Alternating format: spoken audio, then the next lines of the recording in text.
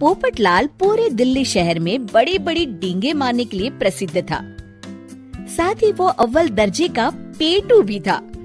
उसकी इस आदत के चलते कोई भी आदमी उसे अपने घर भोज पर नहीं बुलाता था। फिर एक दिन पोपटलाल अपनी बहन के घर जाता है, जो दूसरे शहर में रहती थी।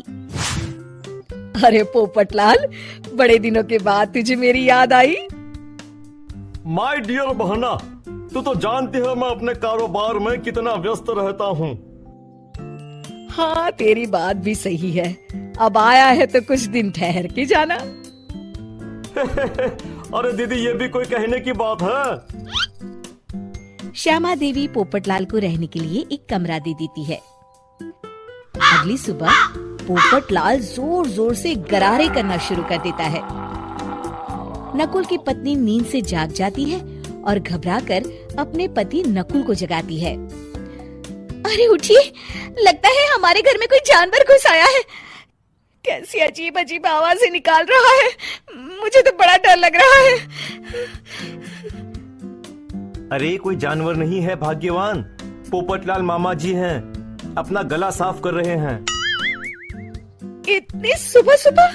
अभी तो सिर्फ 4 बजे हैं। मामा जी इसी तरह से जल्दी उठ जाते हैं। अच्छा, ठीक है।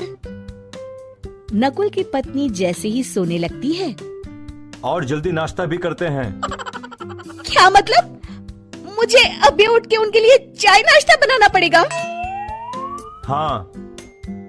अरे मर गई रे, अब मेरा क्या होगा? फिर थोड़ी देर के बाद नकुल की पत्नी मामा जी के लिए चाय नाश्ता बनाने में जुट जाती है। अरे भाई वाह, बड़ी अच्छी खुशबू आ रही है। बहू, जो भी बना रही हो फटाफट ले आओ, जोरों की भूख लगी है। हाँ मामा जी, अभी लाती हूँ। देखते ही देखते पोपटलाल सारा नाश्ता चट कर जाता है। बहू, कल से पराठे में देसी घी ज्यादा डालना, आज कुछ मजा नहीं आया। हे भगवान, इसका नाम तो पेटू लाल होना चाहिए था। पूरे 10 लोगों का नाश्ता अकेले हजम करने के बाद भी इन्हें मजा नहीं आया। इस तरह रोज पोपटलाल सुबह सुबह घर के सभी लोगों को नींद से बेवक्त जगा देता था और हमेशा खाने की उल्टी सीधी फरमाइश करते रहता था। देखते ही देखते गुप्ता परिवार की दिनचर्या अस्त व्यस्त हो जाती है। अरे भाई, खाने का असली मजा तो इस घर में है। अरे माँ, ये पोपटलाल मामा यहाँ और कितने दिन रुकेंगे? ये अकेले इतना खाना खा जाते हैं कि आज राशन वाला मुझसे पूछ रहा था कि अरे भाई, क्या आप लोगों ने घर में हाथी पाल लिया है? अरे बेटा, अब घर के मेहमान को कोई सीधे मुंह कैसे निकाल सकता है? माँ जी, अब बर्दाश्त की इंतहा हो गई है। मैं अकेले इतना काम नहीं कर सकती। आखिर मैं भी इंसान हूँ। मैं कल ही अपने मायके चली जाऊंगी। अरे भाग्यवान, हम सबको मुसीबत में अकेला छोड़कर तुम कहाँ जा रही हो? जरा सब्र करो, मैं कुछ सोचता हूँ। अगले दिन एक डॉक्टर साहब उस घर में आते हैं। अरे नकुल बेटा, ये डॉक्टर यहाँ क्यों आया है? अरे मामा जी, माँ की तबीयत बहुत खराब है। तबीयत तो खराब होगी ही, तुम लोग उल्टा सीधा खाना जो खाते रहते हो। देखो नकुल, मैं तुम्हारा फैमिली डॉक्टर हूँ, इसलिए आज से मैं जो कहूँगा तुम सबको वही खाना रोज खाना पड़ेगा। आजकल कितनी बीमारियां फैल रही हैं, पता भी है तुम्हें?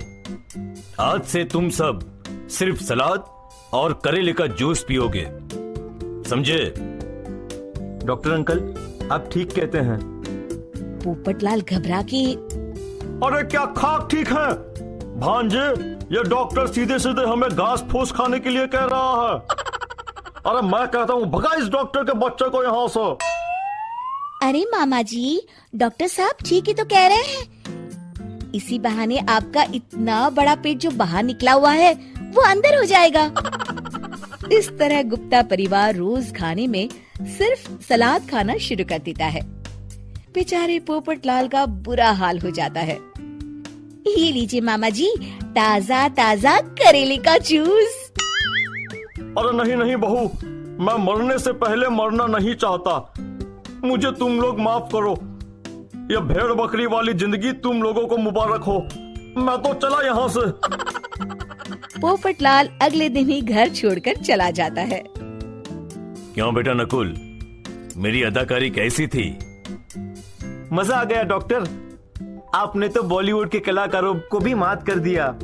आपको तो ऑस्कर मिलना चाहिए। बेटा ये थोड़ा ज्यादा हो गया।